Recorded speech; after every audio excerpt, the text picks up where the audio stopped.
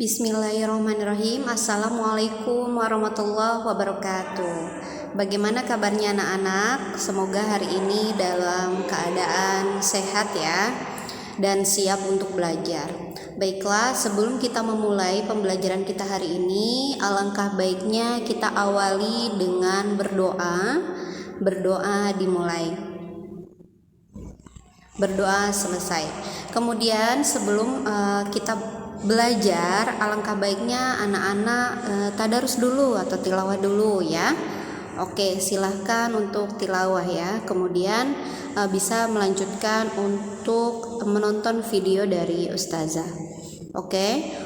Untuk materi kita hari ini adalah melanjutkan materi kemarin, masih pembahasan tentang tulang.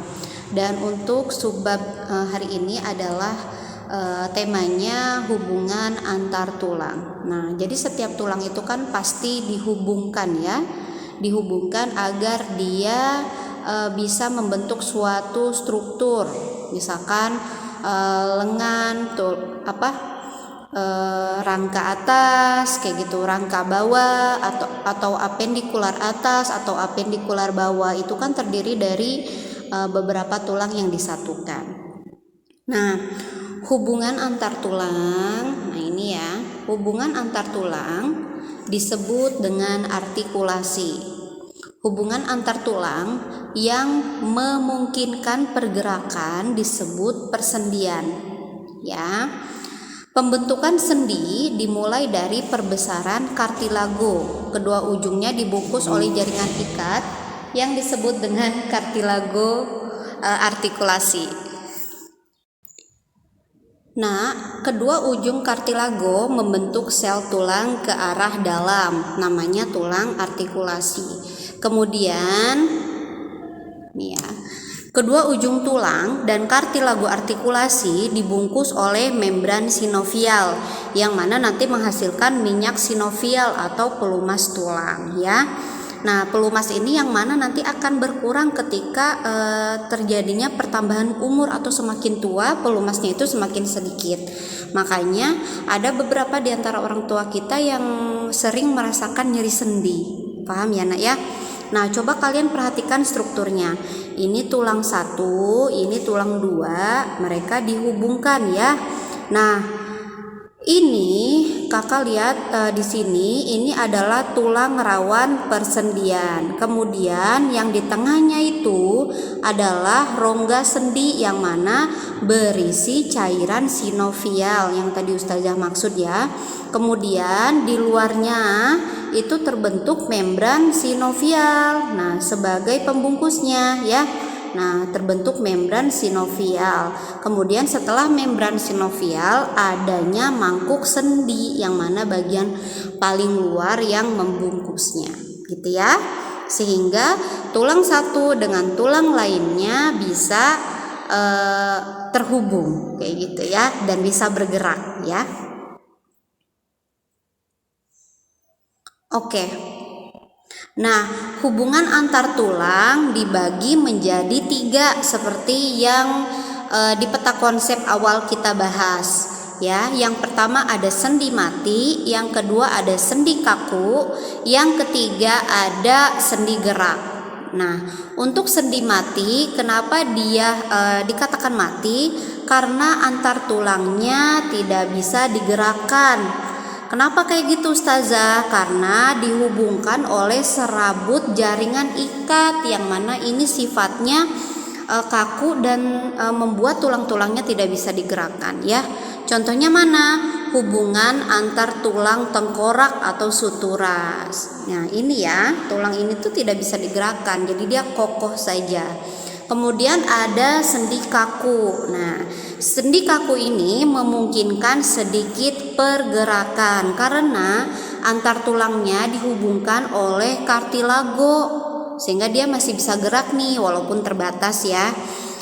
Contohnya mana sih? Contohnya adalah sendi antar ruas tulang belakang dan sendi antara tulang betis dan tulang kering ya.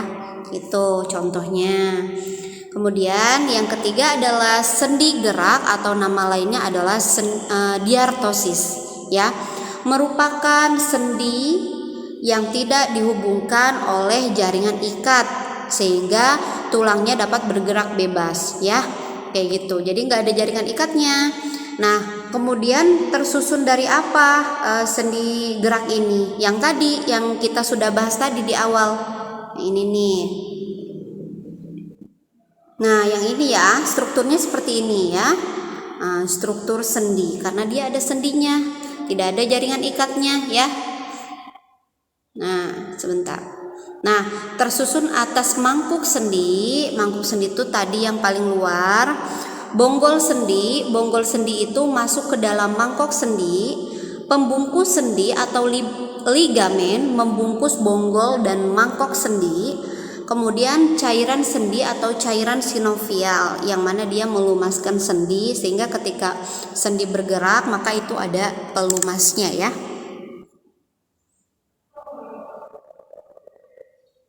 Nah, sendi gerak dibagi menjadi 4 nak. Yang pertama ada sendi engsel, yang kedua ada sendi peluru, yang ketiga ada sendi pelana, yang keempat ada sendi putar. Ayo kita bahas ya, berkaitan dengan letaknya.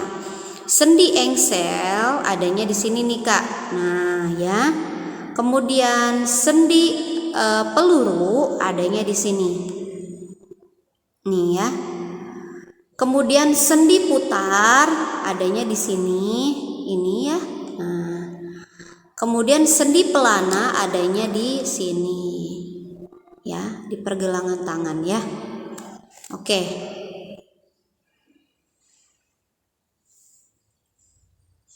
Oke, untuk sendi yang pertama adalah sendi engsel. Sendi yang salah satu tulangnya hanya dapat digerakkan ke satu arah. Jadi hanya seperti engsel pintu ya, engsel pada pintu. Contohnya adalah pergerakan pada lutut kita, pergerakan pada siku kita, siku ini ya, tuh ya. Jadi kan susah tuh muternya tuh nggak bisa hanya gini aja. Kemudian ruas antar jari. Nah, cuma bisa kayak gitu ya. Kemudian kakak juga bisa ya sambil digerak-gerakin sambil nonton video ustazah ya. Yang kedua ada sendi peluru. Sendi yang memungkinkan terjadinya gerakan ke segala arah. Kedua ujung tulang berbentuk mangkok dan bonggol ya. Nah, kayak gini nih. Sebentar.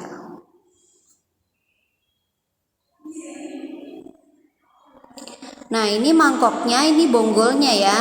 Kemudian contohnya sendi antar gelang bahu dan tulang lengan atas serta antara tulang paha dan gelang panggul. Jadi ini sendi antara apendikular atas dan bawah ya, alat gerak. Jadi semua alat gerak itu sendi peluru karena memungkinkan kita untuk bergerak ke segala arah. Ayo kita praktekkan nih.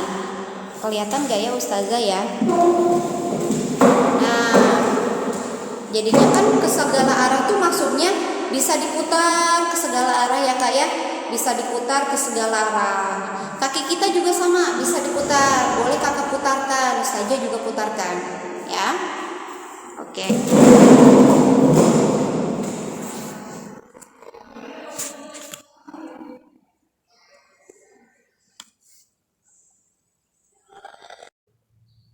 Oke, mari kita lanjutkan. Sendi berikutnya adalah sendi putar. Setelah tadi sendi peluru, sekarang sendi putar ya.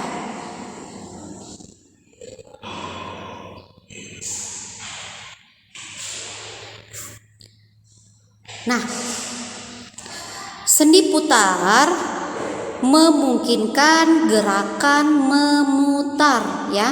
Gerakan memutar tetapi tidak ke segala arah ya, akan berbeda.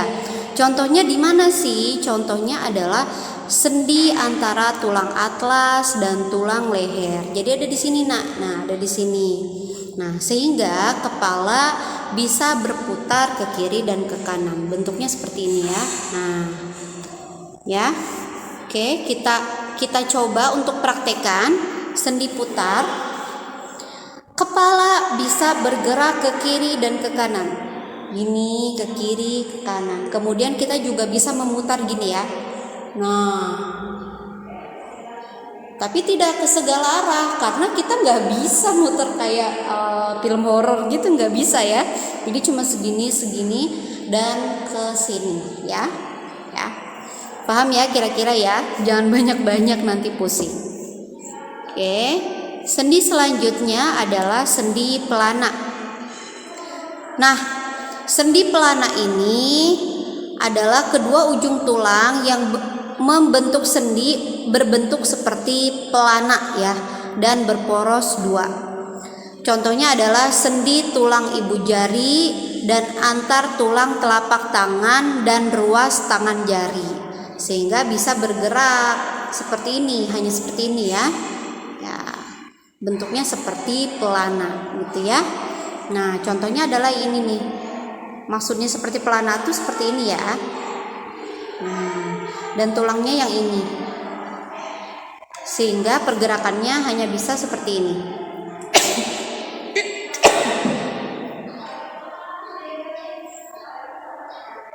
Oke, kita selesai membahas tentang sendi ya. Membahas tentang sendi, bahwa sendi ada 4, ada sendi engsel, ada sendi putar, ada sendi peluru, dan ada sendi pelana ya. Kemudian mari kita bahas tentang otot. Di awal kita telah membahasnya bahwa otot adalah alat gerak aktif, sedangkan tulang adalah alat gerak pasif. Otot harus menempel ke tulang supaya otot bisa menggerakkan tulang dan supaya tulang bisa bergerak ya. Otot disebut alat gerak aktif karena otot itu bisa berkontraksi, bisa berelaksasi kayak gitu. Karena di otot itu ada kehidupan ya, ada selnya ya, ada energinya ya. Kemudian di sini ada ciri-ciri otot. Nah, ada ciri-ciri otot. Ciri yang pertama, kontraktibilitas, yaitu kemampuan memendek dari ukuran semula. Yang kedua adalah ekstensibilitas, kemampuan memanjang dari ukuran semula. Ya.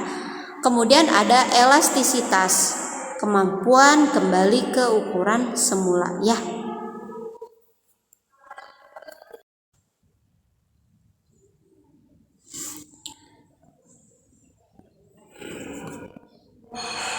Oke, mari kita lanjutkan ke materi jenis-jenis otot ya.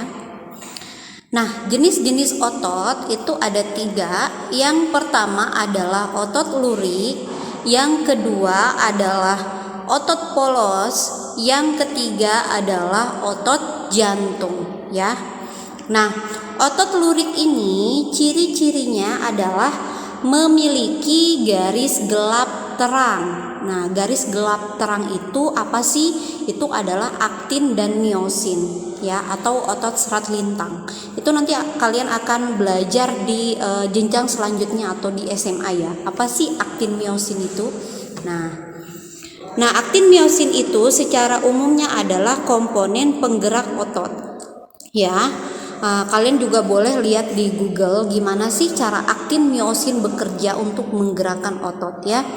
Nah, otot lurik berbentuk silindris dan memiliki banyak inti di tepi ya. Jadi inti selnya adalah di tepinya ya. Nah, ini ada garis gelap terangnya dan ini intinya nih, ini nukleusnya, inti selnya ya. Oke. Nah, otot lurik itu kebanyakan adalah di rangka. Otot rangka merupakan otot lurik. Jadi otot lurik ini kebanyakan adalah untuk pergerakan ya. Jadi kita manusia digerakkan oleh otot lurik ya. Nah, kerja otot lurik dikendalikan oleh otak, artinya secara sadar. Contohnya gimana? Secara sadar tuh. Contohnya gini. Misalkan pasti sebelum kalian bangun, atau ustazah kan sedang duduk nih, pasti ketika ustazah ingin bangun, ustazah berpikir dulu dalam otak ya, berpikir bahwa saya akan bangun. Kemudian berdirilah ustazah. Nah, itu yang dinamakan dengan dikendalikan oleh otak ya. Jadi secara sadar bahwa tangan ini bergerak, kaki ini berjalan, mata ini berkedip, kayak gitu ya. Oke, dan mulut ini berbicara. Itu secara sadar. Nah, kemudian otot rangka memiliki bagian tendon dan empal. Tendon adalah bagian yang liat, empal adalah bagian tengah yang membesar. Nah, tendon yang melekat pada tulang yang diam disebut origo. Sedangkan tendon yang melekat pada tulang yang selalu bergerak atau sering bergerak disebut insersio. Ya, jika otot berkontraksi, maka empal akan memendek, membesar dan mengeras, membuat tulang menjadi terangkat. Ya, jadi ototnya berkontraksi, entah itu memendek, membesar atau mengeras.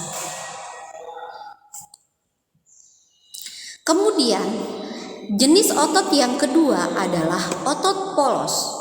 Otot polos ciri-cirinya adalah ini ya, berinti satu.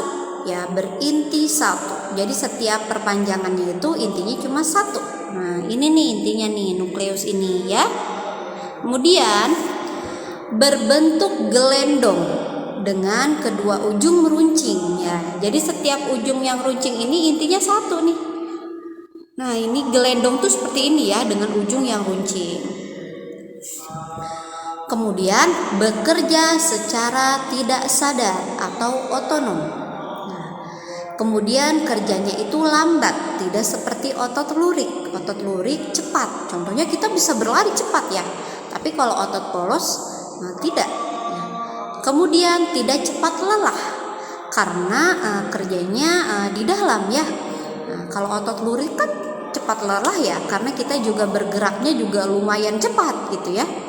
Kemudian contohnya, di mana sih otot polos tuh?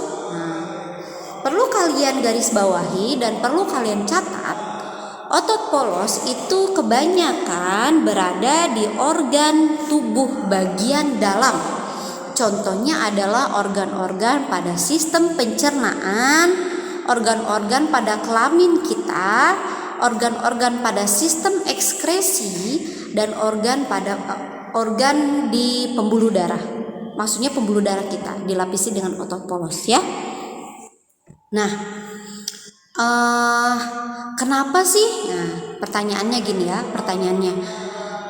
kenapa kok otot polos bekerja secara tidak sadar, ustazah?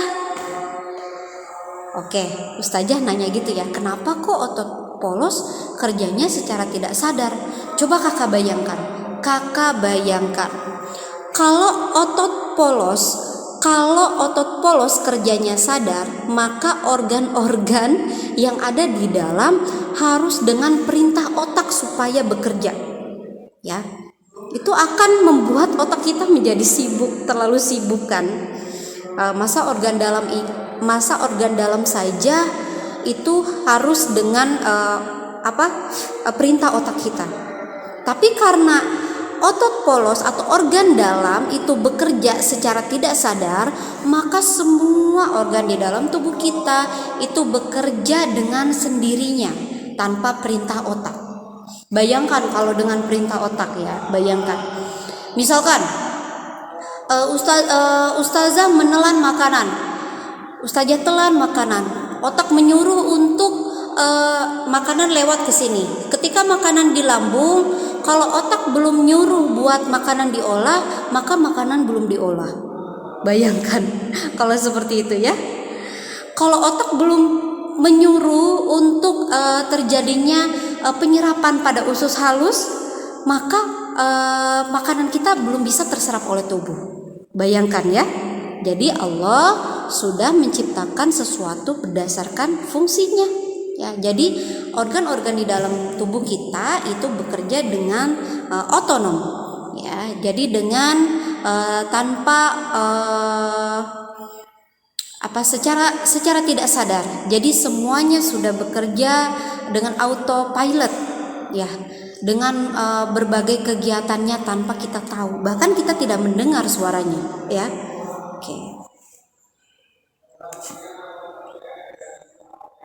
Nah, untuk otot yang ketiga ada yang dinamakan otot jantung. Nah, otot jantung itu adalah otot yang ada pada jantung. Jadi bisa dibedakan. Kalau otot lurik itu yang ada pada rangka. Kalau otot polos yang ada di organ dalam. Kalau otot jantung yang ada pada jantung. Jadi jantung ini spesial. Dia punya ototnya sendiri. Yang mana otot jantung itu berinti banyak di tengah, ya. Kemudian berbentuk serabut lurik bercabang dan bekerja secara otonom. Nah, hikmahnya apa, Nak? Hikmahnya adalah, coba kakak perhatikan. Kenapa otot jantung intinya banyak? Karena berkaitan dengan kerjanya. Jantung itu kerjanya berat, Kak. Dia itu bekerja memompa darah setiap detik tanpa henti. Kerjanya itu banyak gitu ya. Walaupun bekerjanya secara tidak sadar, tapi jantung itu kerjanya banyak. Ya, dia selalu memompa darah ke tubuh kita. Degup, degup, degup, degup, degup. Kerjanya banyak ya. Makanya dia intinya banyak, inti selnya banyak, dan serabutnya itu seperti otot lurik ya. Nah, karena dia kerjanya banyak, tetapi dia spesial, dia bekerja secara tidak sadar. Ya, coba kalau jantung kita kerjanya secara sadar, masa nungguin otak dulu ya buat memerintah dia buat ayo jantung bekerja, pasti kita capek banget. Jadi Allah udah ciptakan jantung kita dengan bekerja secara otonom supaya darah selalu sampai ke seluruh tubuh kita. Gitu ya, paham ya? Oke, selesai. Pertemuan kita sudah selesai sampai di sini, sampai materi jenis-jenis otot pada pembahasan otot jantung ya. Jangan lupa kalau setiap video maka ada tugasnya. Tugasnya apa, Ustazah? Tugasnya adalah mengumpulkan catatan dari awal kita belajar ya. Catatannya dikumpulkan seperti yang Ustazah bilang dari awal. Kita tidak ada tugas di awal, tetapi mohon dicatat karena catatannya akan dikumpulkan di akhir ya. Oke, tolong dikumpulkan catatannya via Google Classroom. Nanti Ustazah akan bikin classwork-nya ya. Dikumpulkan tepat waktu ya. Oke, tetap semangat dalam belajar, jangan lupa jaga kesehatan, jangan lupa tadarus dan ibadahnya ya Nak ya. Oke, Ustazah akhiri dengan hamdalah, alhamdulillahirabbil alamin. Doa kafaratul majlis, subhanakallahumma wa bihamdika asyhadu an la ilaha illa anta astaghfiruka wa atubu ilaik. Wassalamualaikum warahmatullahi wabarakatuh.